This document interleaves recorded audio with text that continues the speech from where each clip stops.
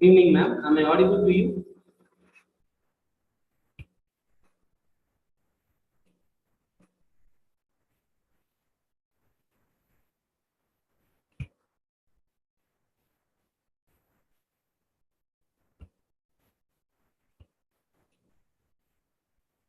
Good evening, ma'am. Can you hear me?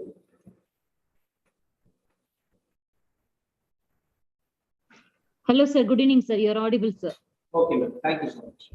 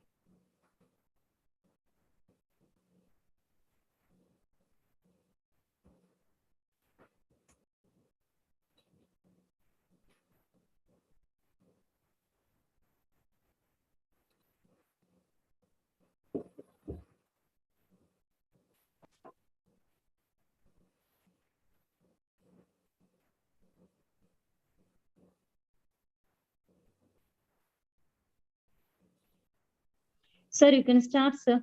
Okay, ma'am. Thank you so much. Good evening, students. Today we are going to start our discussion on magnetism and matter. Okay. So, what is mean by natural magnetism? Can anyone tell me? Do you have any idea about the natural magnetism?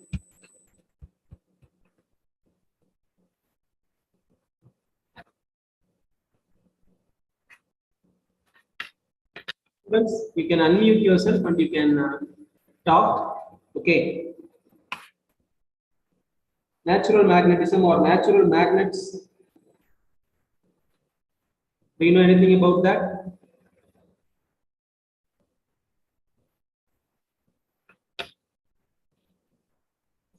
Actually, some substances they actually exist in nature as magnets themselves. Okay, so the shapes of the magnets may be distorted or it may be irregular. Okay, so that those magnets which can attract iron, cobalt, and nickel, so they are called natural magnets.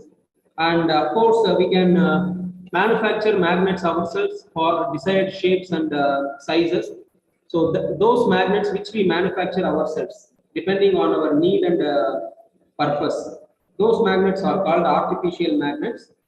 And among the artificial magnets, the important one which we are going to discuss is bar magnet. Okay. So bar magnet is the one which we are going to discuss now. So this is the shape of a bar magnet, rectangular in shape. Okay, and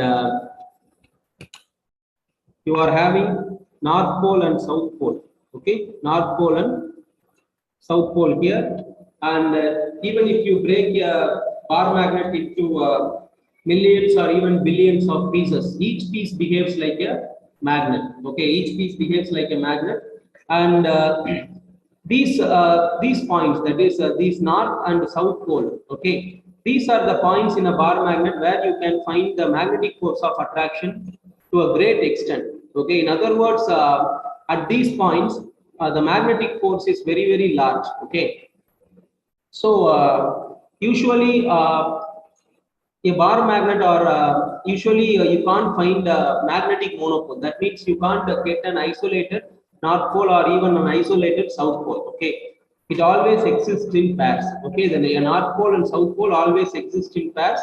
That's why I told you, whenever you even if you break a bar magnet into many pieces, each piece behaves like a magnetic dipole. Okay, and moreover, if this is your geometric length, okay, if this is your geometric length of this geometric length of the magnet, if it is considered as L suffix G, okay, then the north pole and south pole are located a little bit inwards. Okay, it is not exactly at the edge of this rectangle. Okay, so that means the north pole and south pole here are located a little bit inwards.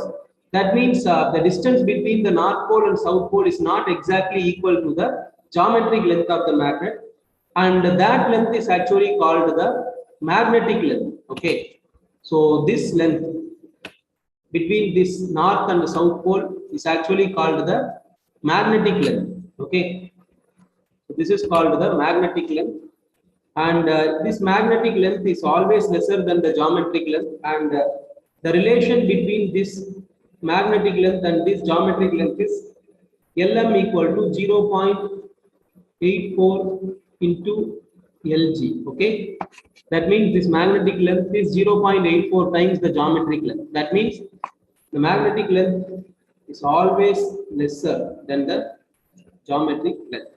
Okay, and this is what all about the bar magnet. And of course, you can have many basic properties of magnets. That is, a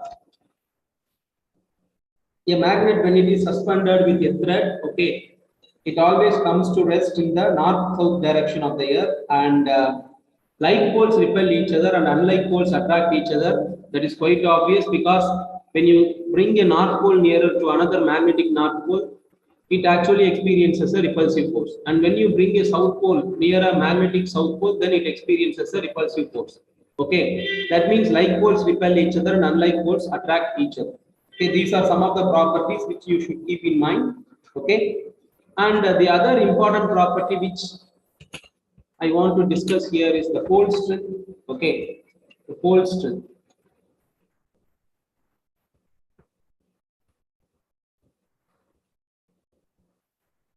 The pole strength is represented by the symbol small letter m. What is meant by pole strength? It is actually the strength of this magnetic pole. Okay, whether it is north pole or south pole, that doesn't matter. But the strength of this magnetic pole to attract the magnetic materials, it is called magnetic pole strength, and it is a scalar quantity. And what is the SI unit of this magnetic pole strength? So the SI unit is nothing but ampere meter. Okay, it is ampere meter, and the dimensional quantity or the dimension is represented as ampere into length. Okay, so pole strength is nothing but the ability or the strength of a magnetic pole to attract magnetic materials. So that is called magnetic pole strength, and this magnetic pole strength, or small letter m. Okay, the magnetic pole strength, it depends on area of cross section. Okay, it depends on area of cross section of the magnet. The area of cross section of the magnet. Okay, that means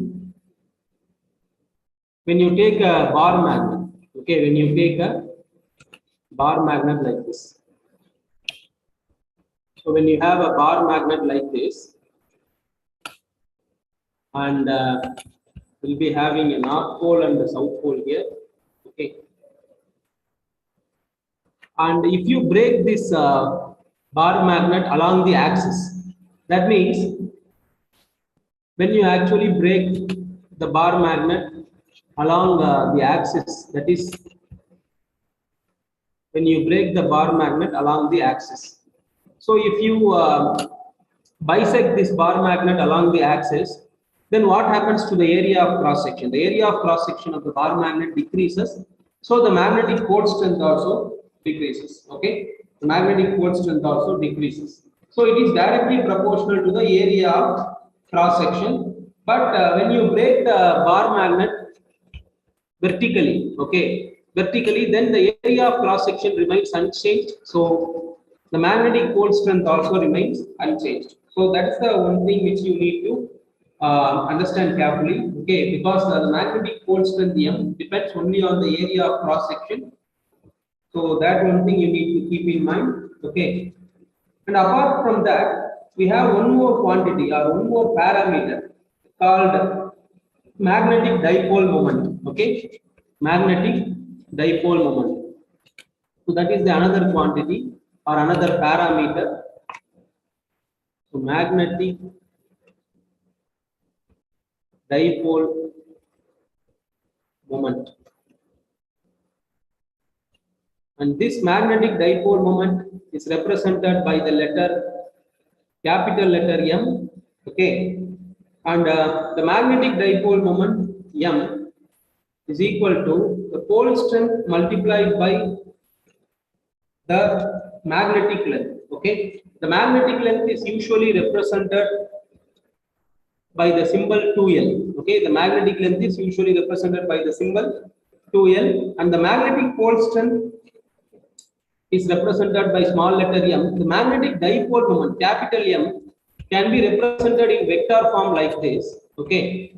So vector M equal to M into 2L vector, okay. M into small letter m into 2L vector. This is how you need to represent the magnetic dipole moment, and it is a vector quantity. So this is in analogy with the electric dipole moment, small letter p. So where the electric dipole moment vector is directed from minus q to plus q in an electric dipole. Here the magnetic dipole moment vector is directed from south pole to north pole, okay. So this is in analogy with the electric dipole moment vector, small letter p, okay. So this is called magnetic dipole moment, and the two more parameters which we need to discuss is the magnetic axis.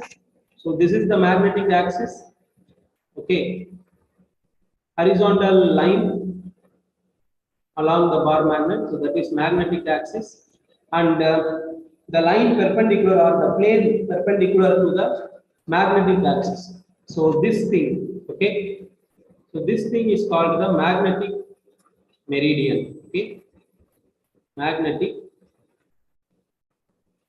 meridian. So these are the important parameters which you need to understand carefully. So then the magnetic field, okay, the next thing which we have to discuss is magnetic field. So what is magnetic field? So magnetic field is nothing but the force experienced by an isolated north pole, okay, force experienced by an isolated north pole. So that is called magnetic field. And before we can discuss the magnetic field, we need to understand the Coulomb's law in magnetism here. The Coulomb's law.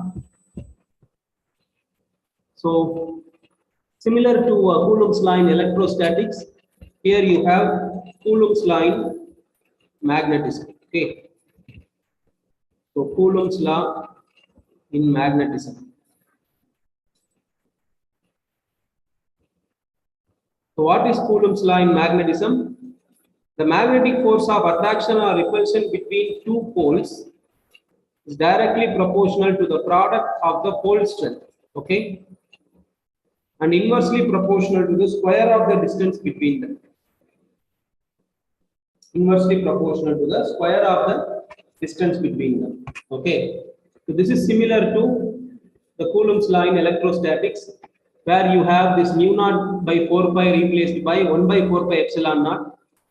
and instead of M1 and M2, okay, you will be having in electrostatics Q1 and Q2, okay, the point charges value. Here we have pole strength value. This means whenever you have two poles, okay, whenever you have two poles like this,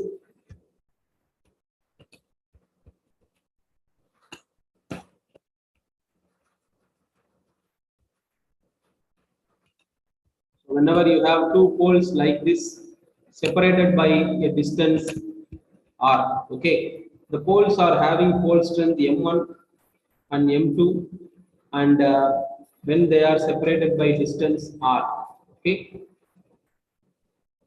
then the force of attraction, magnetic force of attraction or repulsion between these two poles is given by this formula, Coulomb's law. So that is Coulomb's law, that is mu naught by 4 pi M1 M2 by r square. Okay. So here mu naught is nothing but the magnetic permeability in free space or vacuum, and this mu naught by 4 pi value you need to know.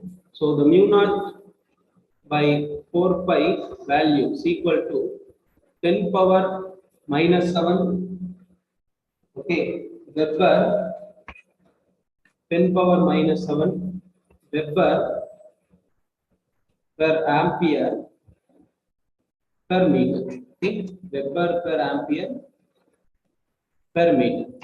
So this is the value of mu naught by 4 pi equal to 10 power minus 7 Weber per ampere per meter, okay. So this is what you need to understand, and at one more parameter is called magnetizing field intensity. Magnetizing field intensity. So before that, let us discuss something about the magnetic field. Okay. Now we have discussed the Coulomb's law. Coulomb's law gives you the equation for finding the force of attraction or repulsion between two poles, magnetic poles. So here, how do you calculate the magnetic field at a particular point when you have a pole with pole strength M? So that magnetic field is nothing but, okay, this magnetic field is nothing but force experienced by isolated north pole, okay, force experienced by some isolated north pole.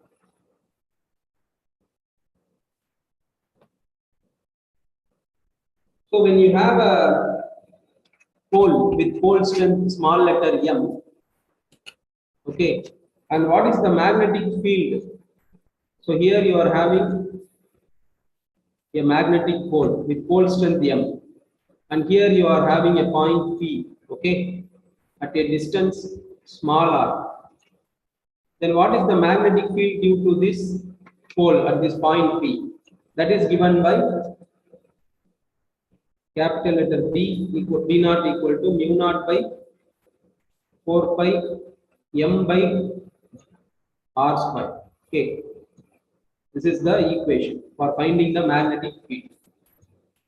So it is also similar to the electric field value in electrostatics, where you will be finding the force experienced by a unit positive charge.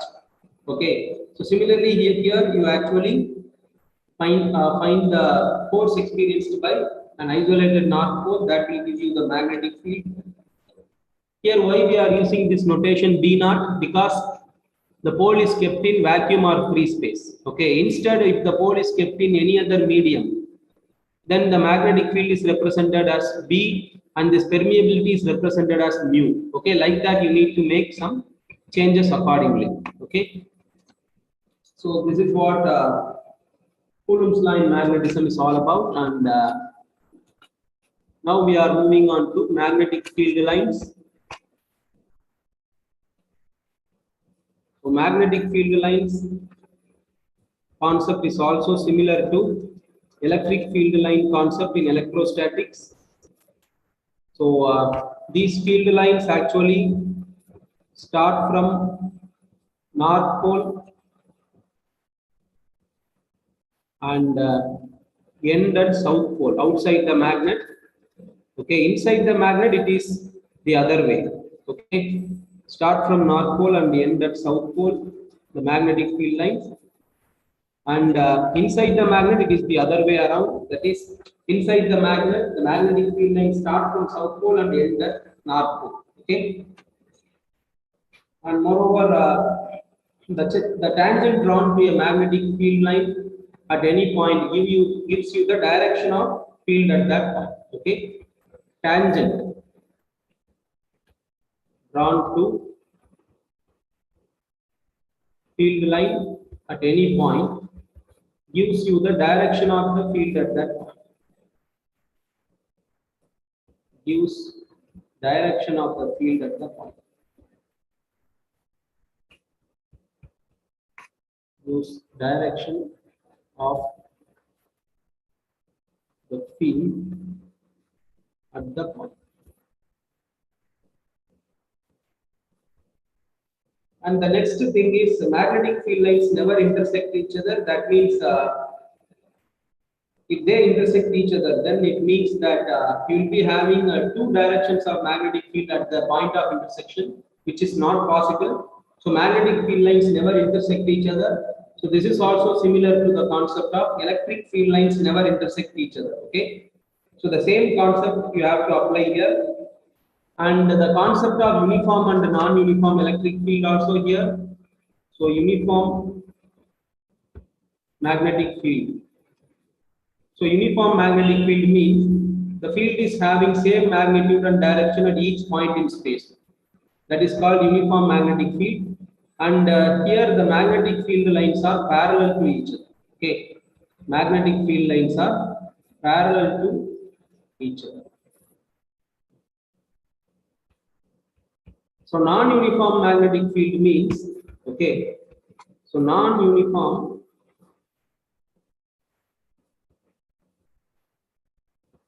magnetic field means lines are not parallel to each other, and field is having different value. Field having different value at different points. Field having different value at different points in space. Okay, so all these things you need to understand.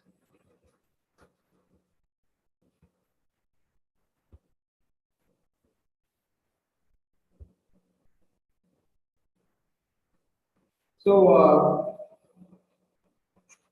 now we are moving on to the next concept, that is magnetic field due to a magnetic dipole at a point on axial line.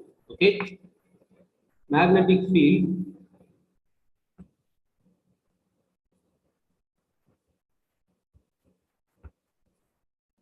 due to magnetic dipole or bar magnet. Okay, due to bar magnet or magnetic dipole at a point on axial line. Okay, at a point on axial line. So this is otherwise called end-on position. Okay, end-on position. So this is otherwise called end-on position. So for this you need to consider a bar magnet like this. You need to consider a bar magnet like this, and you are having a north and south pole. Okay, this is the central point represented by capital letter O, and here you are having a point P. Point P is a point along the axial line of the magnet. Okay, and the distance, this distance from the center of this bar magnet is given by small letter r. Is given by small letter r. Okay, and this magnetic length is represented by 2L. This magnetic length is represented by 2L. Okay. So at this point P, okay, at this point P, so this is the axial line, and let me represent the axial line like this, passing through the center. Okay, this is the axial line, and here at this point P, what is the magnetic field due to this bar magnet? So that is represented by B equal to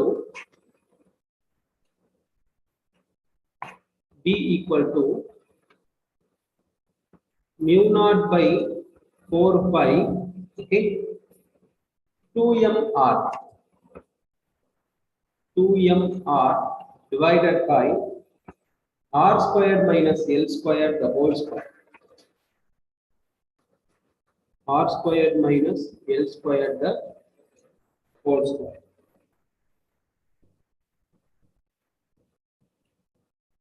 So this magnetic field acts along NP. NP means from this north pole to the point P. Okay. So this is the expression for magnetic field, and when you have a short magnet or a small magnet, okay, small magnet means this L, okay, is very much lesser than R. In that case, what happens is this B equal to mu naught by 4 pi 2m divided by R3. Okay. So since this is end-on position, I can use suffix E here. Okay. And of course, this is a vector quantity, so I am putting vector over the parameters. So this is the magnetic field due to magnetic dipole at a point on axial line or end-on position. Okay. So the next concept is magnetic field due to magnetic dipole at a point on equatorial line. Okay, at a point on equatorial line. So for that also you need to consider a bar magnet. So here you will be having a bar magnet, and this is the equatorial line passing through the center.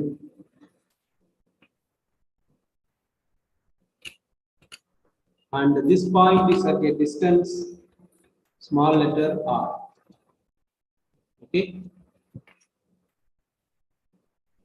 So this is north pole, this is south pole. Okay, so you are having angle alpha.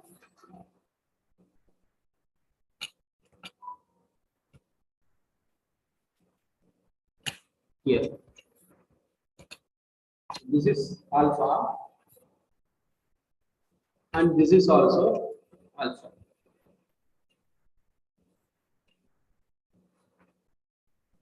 And this distance as usual is 2L, the magnetic length is 2L.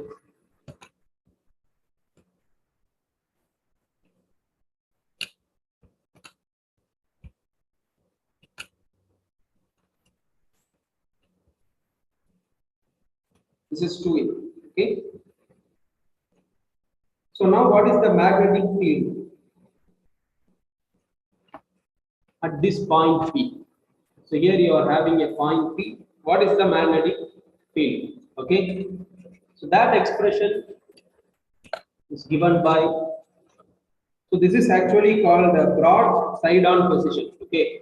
So along the equatorial line we are finding the magnetic field. So this is called broad side-on position. While solving the numerical problems, you may come across this term, that is broad side-on position. Okay, broad side-on position. So for this, the magnetic field is given by d suffix b is equal to mu naught by 4 pi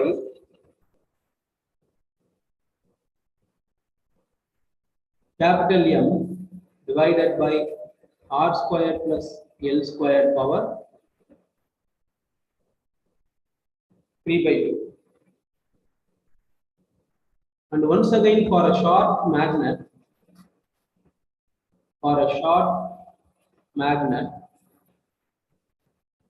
your L is very much lesser than R. So in that case, the magnetic field is given by mu naught by 4 pi M by R cube. Okay, M divided by R cube. So this is the magnetic field due to a bar magnet at a point on the equatorial line. You can see here, this is the magnetic field. Okay, this is the magnetic field due to a bar magnet at a point on axial line. So this is 2m by r cube, mu naught by 4 pi, 2m by r cube. But for the broad side-on position, it is m by r cube. Okay, it is m by r cube. That means it is actually half of the magnetic field at the point on axial line position. So that means you can arrive at this conclusion now. BE divided by BB. Okay, so this is actually vector quantity. So BE divided by BB. BE divided by BB is nothing but 2 divided by 1. Okay, so this is one relation. And you can make use of this relation as well. Okay. And the next concept is when you have a bar magnet kept in a magnetic induction. Okay, when you have a bar magnet kept in a magnetic field, then the bar magnet will rotate actually. So torque acting on a bar magnet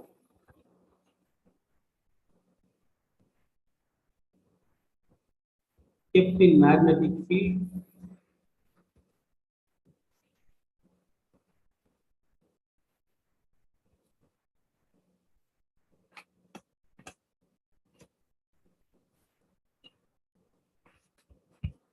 so this means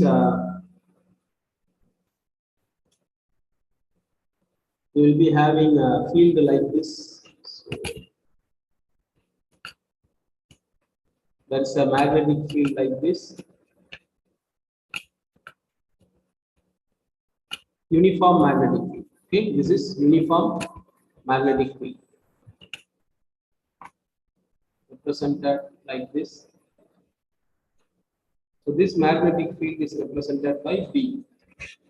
And you are having a bar magnet oriented like this at an angle theta. Okay, at an angle theta.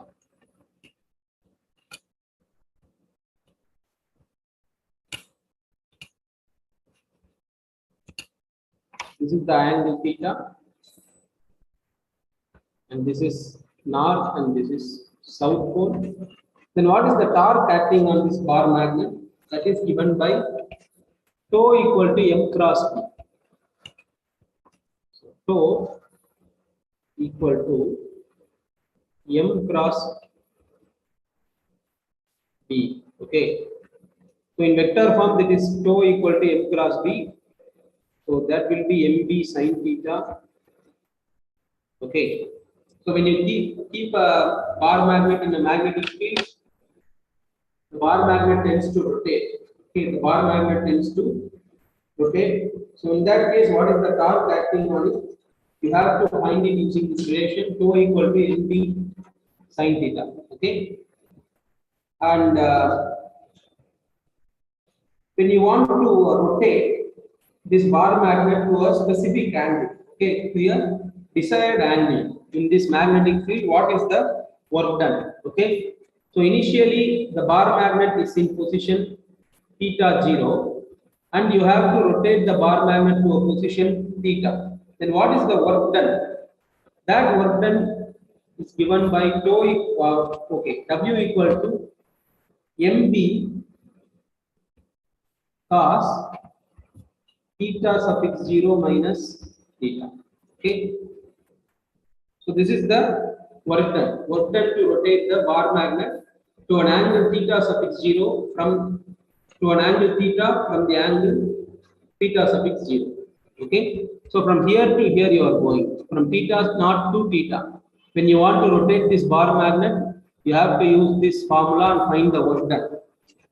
And now the one more thing is, what is the potential energy? What is the potential energy of a magnetic dipole? Potential energy of a magnetic dipole means when initially the bar magnet is in angle theta equal to 90 degree. That means theta not equal to 90 degree. So initially it is at an angle 90 degree and you want to rotate it to another angle theta. Then your work done will be W equal to minus mb cos theta, because instead of theta you will be putting 90. Okay, cos 90. So actually here, okay, so this is actually a mistake here. So let me write the correct one. So mb cos, within the bracket it is cos theta naught minus cos theta. This is the correct formula. So when you have your theta not equal to 90 degree, in that case, here you should put cos 90. Okay, so this is cos 90 degree minus cos theta. So cos 90 is 0, that you know very well. So W equal to minus cos theta is nothing but cos theta. So minus W equal to minus mp cos theta. That can be taken as W equal to minus m dot b. Okay. So this is the potential energy of a magnetic dipole, and all these formula are very much important for you when you solve numerical problems related to this topic. Okay. And the next thing is magnetic field due to Earth. Okay, magnetic field due to Earth. I hope you all know very well that Earth has a magnetic field. Okay, Earth has a magnetic field. So magnetic field due to Earth.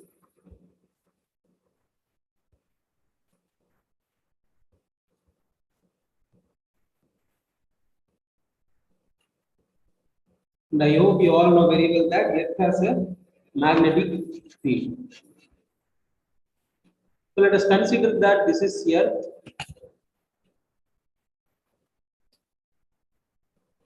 Okay, this is our Earth, and this is the axis of rotation of the Earth, where you are having geographic north and geographic south here. Okay, so this is the axis of rotation of the Earth, and Earth also has a magnetic field. Due to that, the south pole of the Earth may be located somewhere here, and north pole may be located somewhere here. Okay, so that means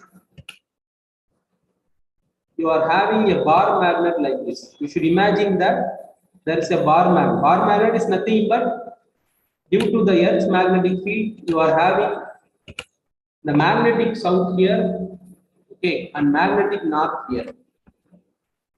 More or less a bar magnet. Okay, this is more or less a bar magnet. So this is the Earth's axis of rotation, and this axis connecting the Earth geographic north and the geographic south is called the geographic axis. Okay, this is called the geographic axis because this is the line connecting geographic north and geographic south, and this line joining magnetic north and magnetic south is called the magnetic axis. Okay, magnetic axis.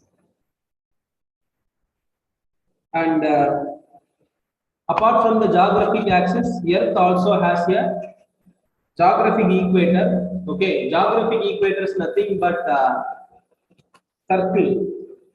It is a great circle, geographic equator. It is lying on the plane, actually perpendicular to the geographic axis. So that circle is actually lying like this. So this is called geographic equator.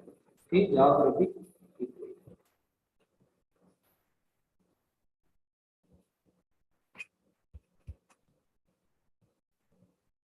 And similarly, you will be having a magnetic equator also perpendicular to this magnetic axis. So that concept also you need to understand. Okay, and we all know very well that Earth has a magnetic field. So due to that, the Earth's magnetic field can be resolved into two components: horizontal component PH and vertical component PV. Okay, and geographic meridian is a vertical plane at any place, okay, that is passing through the geographical axis of the Earth. So passing through this axis, you will be having the plane. That plane is called the geographic meridian. Similarly, through the magnetic axis, there is a plane passing through the Earth. That plane is called the magnetic meridian. And the angle between geographical meridian and magnetic meridian, it is called angle of declination. Okay. So angle of declination means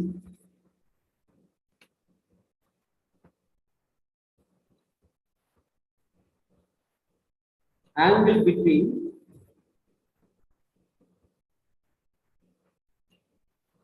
geographic meridian and magnetic meridian.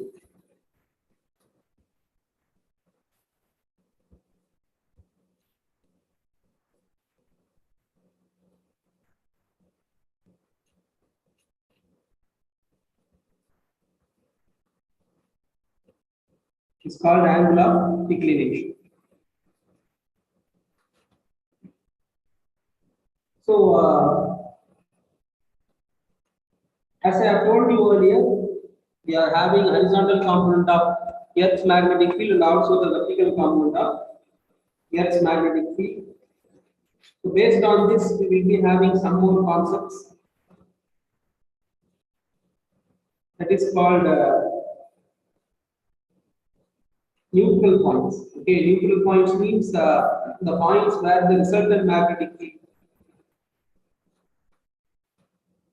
is zero. Okay, resultant magnetic field means you are having horizontal component of Earth's magnetic field, and if you place a bar magnet, then the horizontal component of the bar magnet and the horizontal component of the Earth magnetic field should get cancelled each other. Those points are called neutral points. So that is the next thing which you need to understand.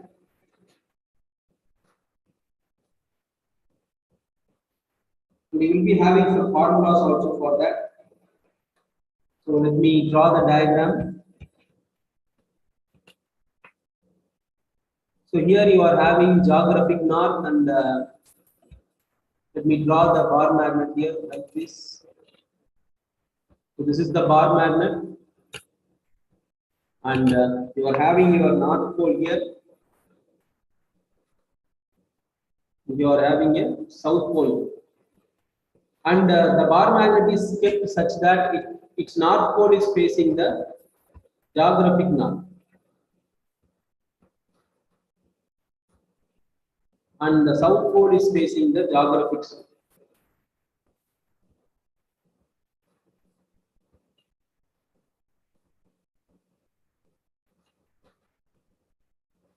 So like this you can keep here, and at the neutral point means at the point where the magnetic field due to the bar magnet is equal to the horizontal component of Earth's magnetic field.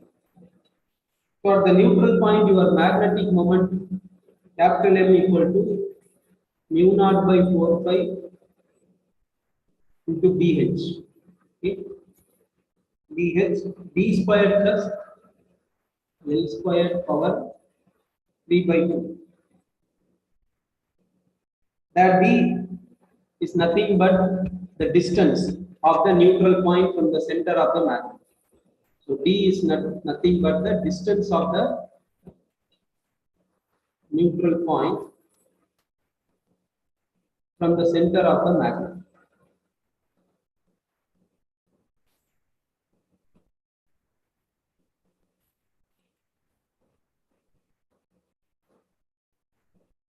And L is the half of the length of the magnet, because you know very well the length of the magnet is represented as 2L. Okay.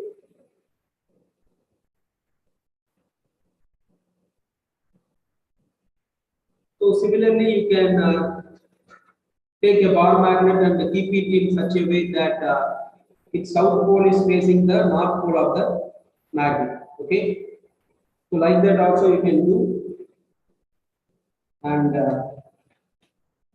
this much you need to know about the neutral point. Okay. And the next thing is tangent law.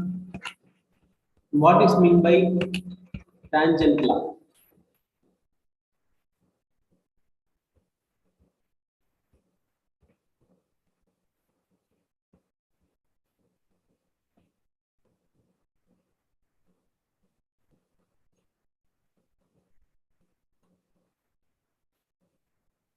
So when you keep a bar magnet, okay, when you have a bar magnet placed in the presence of external magnetic field B and Earth's magnetic field BH, okay, like that. So let me draw the diagram.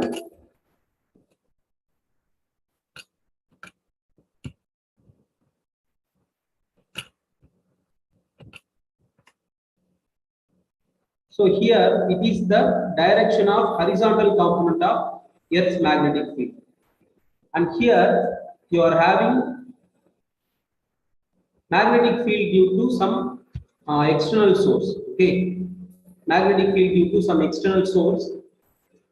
So this is a uniform magnetic field, and this BH is the magnetic field due to Earth, horizontal component of magnetic field due to Earth. Suppose you are having a bar magnet kept like this. Okay, suppose you are having a bar magnet kept in the presence of both these fields, then what will happen is the bar magnet comes to rest at a position like this.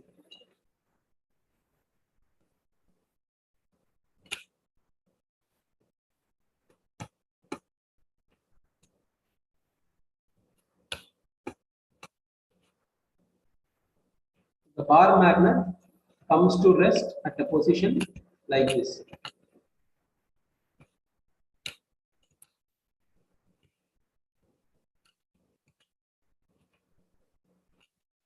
So this angle is called theta. This angle is called theta. That means in the presence of two magnetic fields, that is the uniform magnetic field B and horizontal component of Earth's magnetic field BH. So in this case, when you keep a bar magnet like this, it comes to rest at an angle theta with respect to the horizontal component of Earth's magnetic field. So what is the relation now? So that relation is B equal to dH tan theta. This is called tangent law. B equal to dH tan theta. This is called tangent law. And using this tangent law, you have the device called tangent galvanometer. Okay. So tangent galvanometer is a device to measure the current flow in a circuit. You can use this tangent galvanometer where you will be having a coil, and in the coil, when current flows, you will be getting a magnetic field. Okay, and you will be having a magnetic compass box in the tangent galvanometer. So the external magnetic field is produced by current flowing through the coil, and you will be having horizontal component of Earth's magnetic field there as well. And using that you can calculate the current flowing through the circuit using this formula. I equal to 2R dH divided by mu naught into N. This is tan theta. So here R is the radius of the circular coil in tangent galvanometer, and N is the number of turns in the coil. Okay, theta is the angle. So using the same concept, where this external magnetic field is provided by current flowing through the coil, circular coil, and you will be having horizontal component of Earth's magnetic field as well. And based on this concept, we can find out the current flowing through the coil using this formula. I equal to 2R dH by mu naught N into tan theta. So you can replace this 2R dH by mu naught N as K. So I equal to K tan theta, where K is the constant for the galvanometer, that is called reduction factor. Okay, that is called the reduction factor. And one more device which works based on this tangent law is the deflection magnetometer. Okay, so deflection magnetometer also works based on the tangent law. So deflection magnetometer, it is also working on the basis of this tangent law. Okay, so you have different formulas here as well for different positions of the compass box. You can find out the magnetic field. You can have various applications as well. Okay, so all these things are important by solving the numerical problems. Then we have some other parameters which are very important. That is capital H, that is magnetizing field intensity. Okay, so capital H is nothing but magnetizing field intensity.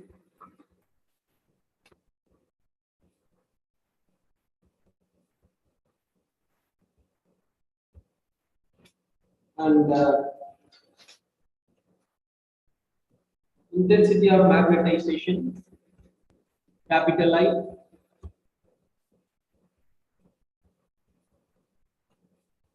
Intensity of magnetization.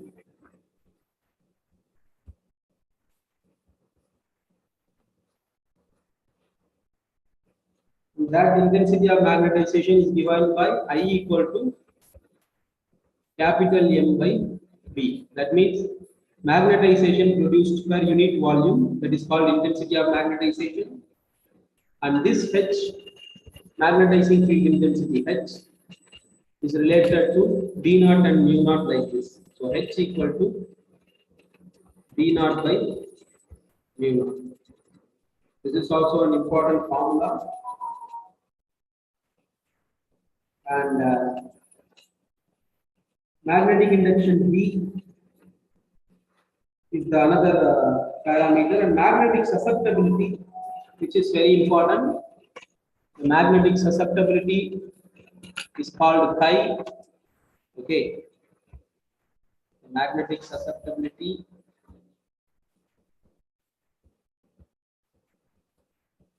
is represented by the symbol chi, and this chi is equal to m by h.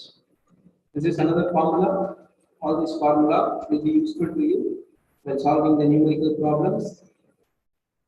We are having magnetic permeability mu, okay, magnetic permeability mu, and relative permeability mu r. So here magnetic permeability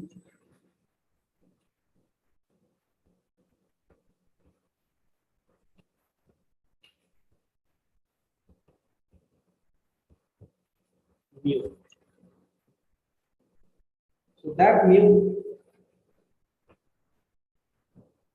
is related to B and H as mu equal to B by H. Magnetic permeability means how far a substance allows the magnetic field lines inside it. Okay, that is called magnetic permeability. And we have relative permeability is the another concept. So relative permeability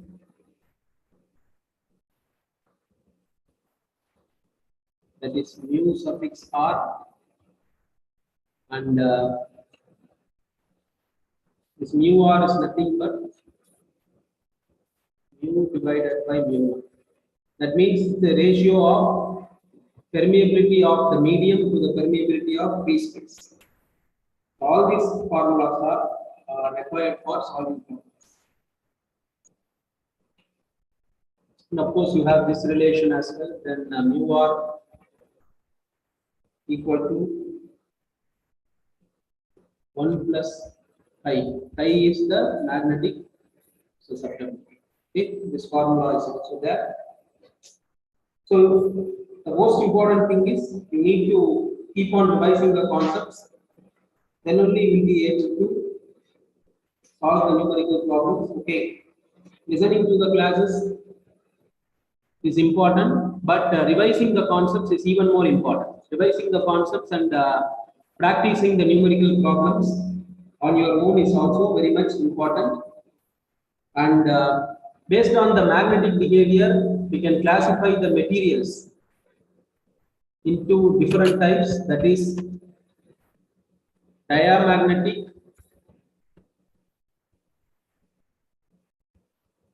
paramagnetic, and ferromagnetic. Okay.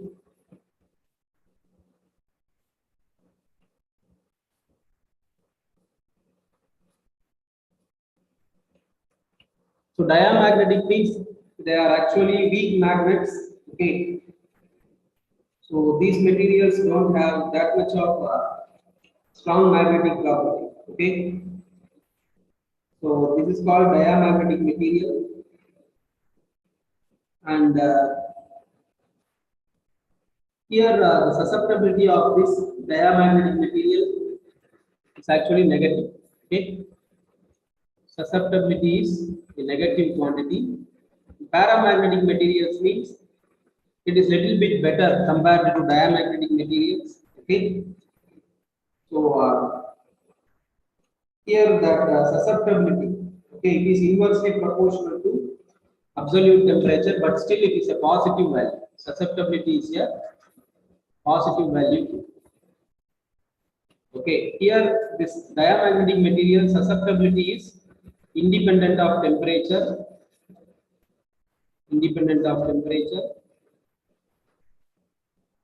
but for a paramagnetic material, the susceptibility is inversely proportional to temperature. Okay.